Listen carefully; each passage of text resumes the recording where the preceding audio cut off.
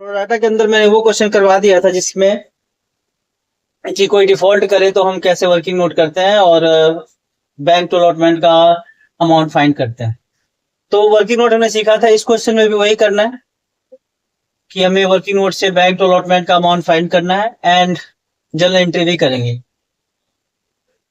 अभी मैंने क्वेश्चन लिया हुआ है जिसके अंदर हमारा दे रखा है कि कंपनी का जो एप्लीकेशन आया 3,50,000 के लिए, मतलब ये अप्लाइड शेयर है, एंड 2 लाख हो गया हमारा अलॉटेड शेयर। फिर कैटेगरी बना दी, 1,50,000 जो अप्लाई किया था उसको 1 लाख शेयर्स मिले और जिसने 2 लाख शेयर के लिए अप्लाई किया था उसको 1 लाख मिले। फिर हमने टेबल बनाया, पहले टेबल में करते हैं applied into rate of application, यानी 1,50,000 इंटू 3, दूसरे वाले में 2 लाख इंटू 3, फिर दूसरे वाले में करते हैं allotted into rate of application, application का ही रेट लेना है, तो 1 लाख इंटू 3 एंड फिर 1 लाख इंटू 3। फिर दोनों कॉलम का डिफरेंस हमारा हो गया एक्सेस, फिर हमारा हो गया एक्सेस रजिस्टर विद अलॉटमेंट। इसके बाद वर्किंग नोट करने की रिक्वायरमेंट तब होती है जब कोई वहां पे डिफॉल्ट कर रहा हो जहां पे एक्सेस हमारा एडजस्ट हो रहा हो। अब एक्सेस हमारा अलॉटमेंट पे एडजस्ट हो रहा है और यहाँ पर जो राम है जिसके 20,000 शेयर्स हैं वो अलॉटमेंट पे डिफॉल्ट कर रहा है, इसका मतलब हमें वर्किंग नोट करना पड़ेगा। ये तो फर्स्ट एंड फाइनल कॉल पे भी डिफॉल्ट कर रहा है, बट फर्स्ट एंड फाइनल कॉलों के लिए यदि सिर्फ डिफॉल्ट होता, अलॉटमेंट का डिफॉल्ट नहीं होता, फिर हमें वर्किंग नोट की रिक्वायरमेंट नहीं होती। रीजन कि अलॉटमेंट पे एक्सेस एडजस्ट हो रहा है और यहाँ कोई डिफॉल्ट करेगा तो हमें वर्किंग नोट करना पड़ेगा। हम करेंगे वर्किंग नोट। सबसे पहला हमारा वर्किंग नोट जो है वो है calculation of amount received on allotment. सबसे पहला हमारा वर्किंग नोट है calculation of amount received on allotment.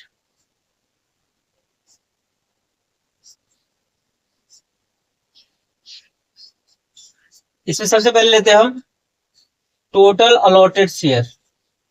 Total allotted share वो शेयर होते हैं जो कंपनी लिखा होता है ना, कंपनी इतना शेयर इश्यू करा है, वो होते हैं अलॉटेड शेयर। और वहां पे अलॉटेड का जो टोटल है, ये अप्लाइड है वो अलॉटेड है, उसका जो टोटल है 2 lakh. Total allotted share into rate of allotment, rate of allotment पहले ये लेना है। तो टोटल अलॉटेड शेयर हमारा 2 लाख है, अलॉटमेंट का रेट 5 है, तो ये हमारा हो गया 10 लाख। इसके बाद इसमें से लेस करते हैं हम जो हमारा है excess adjusted with allotment. Excess with allotment वाला जो अमाउंट है वो यहां से हम माइनस करेंगे। कितना अलॉटमेंट के लिए ऑलरेडी पैसे आए हुआ है, जो हमारा टोटल है 4,50,000।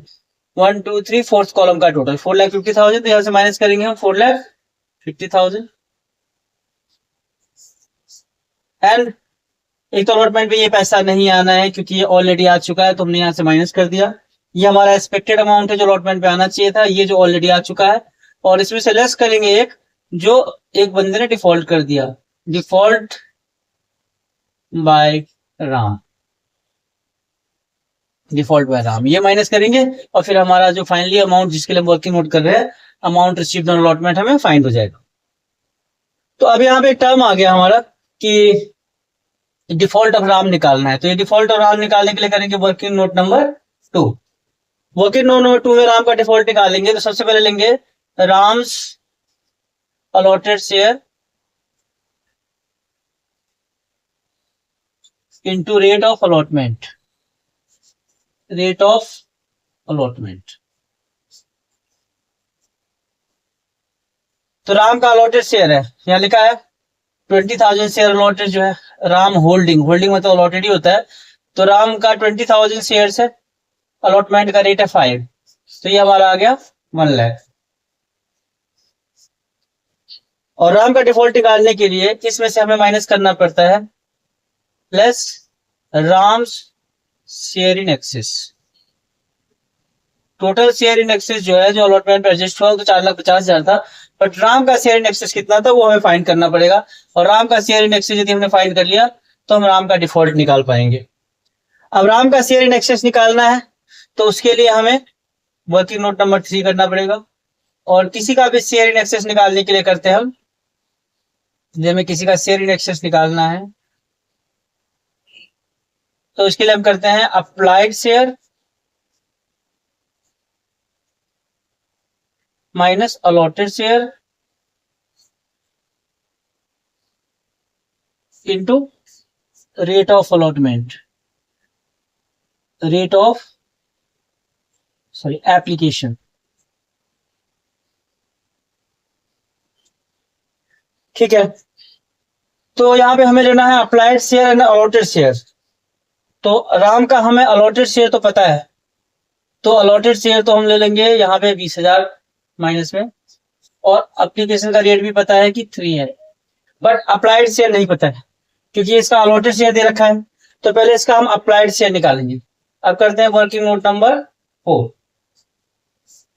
अब यहां से अलॉटेड शेयर निकालना है, तो अलॉटेड अप्लाइड शेयर निकालना है हमें। तो अप्लाइड शेयर का फॉर्मूला होता है, जिसका भी अप्लाइड शेयर लेते हैं उसका, वो जिस वाली कैटेगरी से है, अलॉटेड इन पर्टिकुलर कैटेगरी, जिस वाली कैटेगरी से वो है, हमारे क्वेश्चन में लिखा हुआ है कि ये कैटेगरी 1 से है, तो allotted in particular category upon, हमें अप्लाइड निकालना है ना, तो जो मैं निकालना है उससे ऊपर लेना है। हमें निकालना है applied in particular category, applied in particular category upon में allotted in particular category into allotted share of Ram. अब यहाँ पे राम जो है कैटेगरी 1 से है, कैटेगरी 1 ऊपर वाला, जहां 1,50,000 वाले को मिला है 1 लाख। तो अप्लाइड इन पर्टिकुलर ग्रुप हो गया हमारा 1,50,000 अपॉन में अलॉटेड उस पर्टिकुलर ग्रुप में है 1 लाख, इंटू राम का अलॉटेड शेयर है 20,000, तो ये हमारा आ गया 30,000। 30,000 हमें निकल के आ गया राम का अप्लाइड शेयर। अब हमें ये मिल गया, तो इसको हम 30,000 को यहाँ पे लिख लेंगे, अप्लाइड शेयर आ गया 30,000। ये करने के बाद हमारा आंसर जो है 30,000 माइनस 20,000 इंटू 3, ये हमारा आंसर आ गया 30,000। ये 30,000 आ गया हमारा राम का शेयर इन एक्सेस। जब शेयर इन एक्सेस आ गया, तो शेयर इन एक्सेस को यहां से माइनस कर देंगे, तो 70,000 जो है इसका आ गया हमें डिफॉल्ट। और जब डिफॉल्ट 70,000 आ गया, तो डिफॉल्ट को यहां से माइनस कर देंगे, तो 10 लाख में से ये 550, तो ये हमारा 4,80,000, ये हमारा आ गया अमाउंट रिसीव्ड ऑन अलॉटमेंट। यही फाइंड करने के लिए हम वर्किंग नोट करते हैं। हमें नहीं फाइंड करना था क्योंकि अलॉटमेंट में किसी ने डिफॉल्ट करा है, तो यदि उसका डिफॉल्ट है तो फिर उसका एक्चुअल डिफॉल्ट क्या है, और उसके डिफॉल्ट के बाद अमाउंट ऑन रिसिप्ट का अमाउंट क्या है, ये निकालने के लिए हमें ये वर्किंग नोट करना होता है। हमने एक चैन बना दिया सर कि सबसे पहले हमें क्या रिक्वायरमेंट है, हमें रिक्वायरमेंट है कि राम का डिफॉल्ट निकालना है। तो चलो अगले में हम राम का डिफॉल्ट निकालते हैं। अब राम का डिफॉल्ट निकालने के लिए राम का अलॉटेड शेयर हमें पता है 20,000, अलॉटमेंट का रेट भी पता है, बट राम का शेयर इन एक्सेस चाहिए, तभी डिफॉल्ट निकलेगा। तो हमने फिर वर्किंग नोट 3 में आया शेयर इन एक्सेस निकालने के लिए, जिसका फॉर्मूला होता है, जिस भी बंदे का शेयर इन एक्सेस निकाल रहे हो उसके अपने अप्लाइड शेयर माइनस उसके अपने allotted share into rate of application.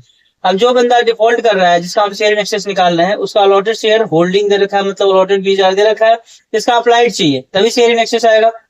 तो फिर अप्लाइड निकालने के लिए हमारा ये फॉर्मूला है, अप्लाइड शेयर निकालना है तो उस ग्रुप का अप्लाइड, जिस कैटेगरी से बिलोंग करता है उस कैटेगरी का अप्लाइड ऊपर रखेंगे। ये बोला हुआ कैटेगरी 1 से बिलोंग करता है, और कैटेगरी 1 जो है उसका अप्लाइड हमें 1,50,000 है, तो 1,50,000 को ऊपर रखना है, और उस वाले कैटेगरी का अलॉटेड हमारा 1 लाख है उसको नीचे, और इसका अलॉटेड 20,000 है, इसका हमारा अप्लाइड शेयर आ गया।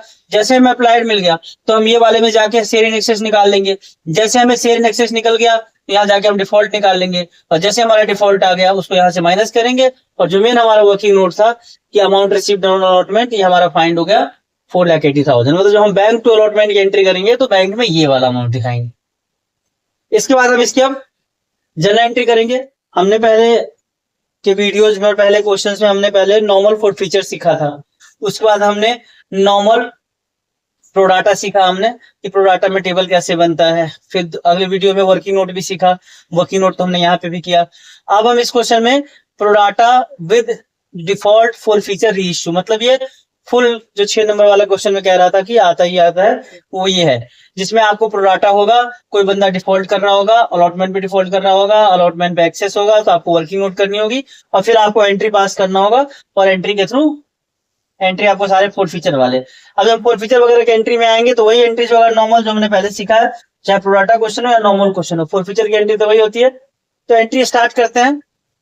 एंट्री में कोई दिक्कत नहीं है। सबसे पहले तो हमारी पहली एंट्री हो गई bank to share application. Bank to share application में नॉर्मल क्वेश्चन में तो हम जितने शेयर इश्यू कर रहे हैं उसको एप्लीकेशन के रेट से मल्टीप्लाई कर लेते हैं, बट यहाँ पे पहले वाले कॉलम का टोटल लेंगे जो कि है 10,50,000। तो हमारे पहले एंट्री का अमाउंट हो गया ये 10,50,000 और पहला एंट्री हो गया। फिर हमारे नॉर्मल क्वेश्चन में होता था share application to share capital. Application वाले पैसे को हम शेयर कैपिटल में ट्रांसफर करते हैं। यहाँ पे हम करेंगे share application to share capital, but यहाँ पे जो भी पैसा एप्लीकेशन पे आया है वो सारे शेयर कैपिटल में नहीं गया, कुछ पैसे अलॉटमेंट पे भी एडजस्ट हुआ है, तो यहाँ पे टू शेयर अलॉटमेंट भी करेंगे। शेयर अलॉटमेंट तो शेयर एप्लीकेशन में तो ये आ जाएगा 10,50,000। शेयर कैपिटल में आएगा सेकंड वाले कॉलम का टोटल जो कि 6 लाख, एंड टू अलॉटमेंट में आएगा जो एक्सेस विद अलॉटमेंट है वो 4,50,000। एक तरह से हमारा सेकंड एंट्री कंप्लीट हो गया। उसके बाद हम अलॉटमेंट मांगेंगे। अब एंट्रीज में हमारा टेबल का कोई काम नहीं होता है, हमें नॉर्मल ये देखना होता है कितना शेयर इश्यू किया है और अलॉटमेंट का रेट क्या है। शेयर हमने 2 लाख इश्यू करा है एंड अलॉटमेंट का रेट 5 है, तो share allotment to share capital normal question की तरह share allotment to share capital हम करेंगे। ये हमारा हो गया 2 लाख शेयर है और 5 का अलॉटमेंट है, तो ये एंट्री हमारी 10 लाख से हो गई।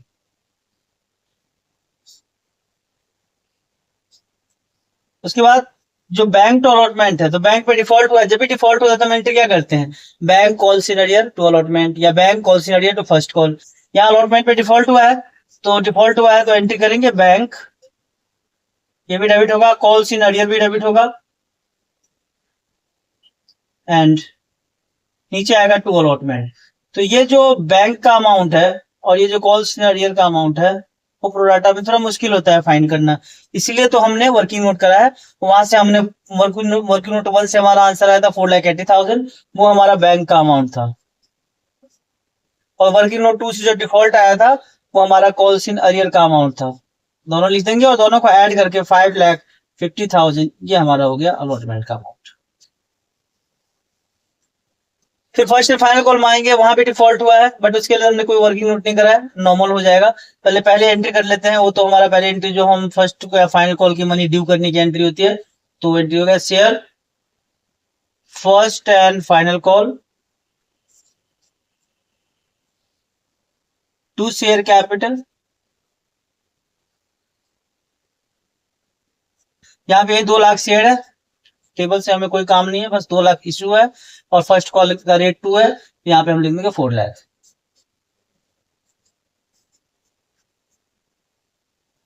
ठीक है, अब इसकी जब बैंक वाली एंट्री होगी तो यहाँ पे bank call in arrear to share first and final call हो जाए। तो यहाँ पे बैंक के लिए यहाँ तो हमने कोई वर्किंग नोट करा नहीं है, हम ऐसे करेंगे 20,000 शेयर है, फर्स्ट एंड फाइनल कॉल 2 का है, तो 20,000 शेयर ने 2 के हिसाब से फर्स्ट एंड फाइनल कॉल नहीं दिया, तो 20,000 इंटू 2 करेंगे तो ये हमारा आ जाएगा 40,000। और जब हमें यहाँ से नहीं मिला, जबकि हमें चाहिए कितना था फर्स्ट एंड फाइनल कॉल पे 4 लाख, तो यहाँ पे लिखो 4 लाख। तो 4 लाख हमने फर्स्ट एंड फाइनल कॉल मांगा था, जिसमें से 40,000 नहीं मिले, 20,000 इंटू 2 तो मिले कितने 3,60,000, तो 3,60,000 आ जाएगा हमारा कैसे। तो हमारी फर्स्ट एंड फाइनल कॉल की एंट्री हो गई। इसके बाद 3 फोरफीचर की एंट्री करनी है, जिसके लिए हम 2-3 वीडियो में करा है, वो सेम यहाँ पे होना है। यदि प्रोडाटा है तो फोरफीचर कोई डिफरेंट होगा, बिल्कुल वही है, इसलिए मैंने बोला था कि अलग से पहले फोरफीचर सीखो, उसके बाद प्रोडाटा के टेबल वगैरह फिर अलग से सीखो, फिर दोनों को कंबाइन कर दो। तो हमने कंबाइन करना है, वही है नॉर्मल 2,000 शेयर को हमें फोरफीट करना है। कैसे निकालते हैं कॉल्डअप, मैंने पिछले फोरफीचर वाले वीडियो में अच्छे से सिखाया है, अभी थोड़ा सा बता देता हूँ, बस लिखूंगा नहीं। तो शेयर कैपिटल अकाउंट को डेबिट करते हैं और नीचे आता है कॉल इन अरियर और नीचे आता है to share forfeited account, share forfeited account. मैंने बताया था कि number of shares 20,000 share default किया तो 20,000 को डिफॉल्ट करेंगे, तो यहाँ 20,000 इंटू कॉल्डअप आता है। तो कॉल्डअप कैसे पता करेंगे, ऐसे कि जैसे एप्लीकेशन 3 का है, हमने मांगा था मांगा था मतलब कॉल्ड अप, मांगा था मिल गया था 20,000 से भी और सबसे। अलॉटमेंट मांगा था 5 के हिसाब से मांगा था, बट नहीं मिला था, बट मांगा था तो 8 कॉल्ड अप हो गया। मतलब मांगा मिला उससे कोई मतलब नहीं है। मांगा हमने एप्लीकेशन भी मिल गया, मांगा हमने अलॉटमेंट भी मतलब 8 मांगा, मांगा तो हमने फर्स्ट एंड फाइनल कॉल भी बट नहीं मिला। यानी कि मांगने में तो 3 एप्लीकेशन भी है, 5 अलॉटमेंट और 2 फर्स्ट एंड फाइनल कॉल भी है, तो इसका मतलब पूरा 10 ही हमने मांगा है। मतलब कॉल्ड अप हमारा है 10। कॉल्ड अप हमारा 10 है तो यहाँ पे आ गया हमारा 2 लाख। फिर कॉल सिनेरियर में एक कॉल सिनेरियर यहाँ पे आया था 40,000, एक कॉल सिनेरियर यहाँ पे आया था 70,000। ये दोनों कॉल सिनेरियर को, ये जो कॉल सिनेरियर है और ये कॉल सिनेरियर, दोनों कॉल सिनेरियर को हम यहाँ पे टू कॉल सिनेरियर में हमारा हो गया ये वाला कॉल सिनेरियर है 70 और वह 40, तो हमारा आ गया 1,10,000। तो बैलेंसिंग 90,000 हो गया हमारा फुल फीचर का अमाउंट।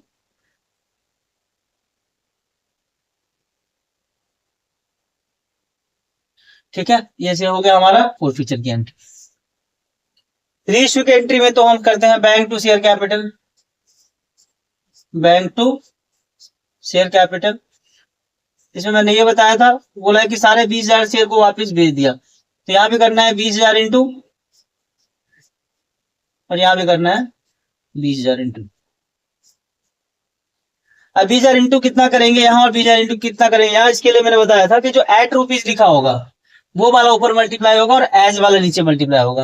यहाँ पे लिखा है ₹8 तो ऊपर 9 से मल्टीप्लाई होगा, और एज में लिखा है fully paid up, fully paid up मतलब जितने का शेयर है 10, तो यहाँ पे हमें 9 से मल्टीप्लाई हो गया, यहाँ 10 से मल्टीप्लाई हो गया, तो ये हमारा आ गया 1,80,000 और ये आ गया हमारा 2 लाख। यहाँ 20,000 का डिफरेंस आ रहा है ऊपर डेबिट में, इसको लिखते हैं हम शेयर फॉरफिटेड अकाउंट। कभी रीइश्यू की एंट्री कर रहे हैं और ये डिफरेंस नीचे आ जाए तो इसको हम टू सिक्योरिटी प्रीमियम लिखते हैं, पर अभी किसी क्वेश्चन में आया नहीं है। अब लास्ट एंट्री होती है हमारा share forfeited account debit to capital reserve, ये लास्ट एंट्री है और हर एक क्वेश्चन के आंसर में यही सी एंट्री का अमाउंट दे रखा होता है, share forfeited to capital reserve.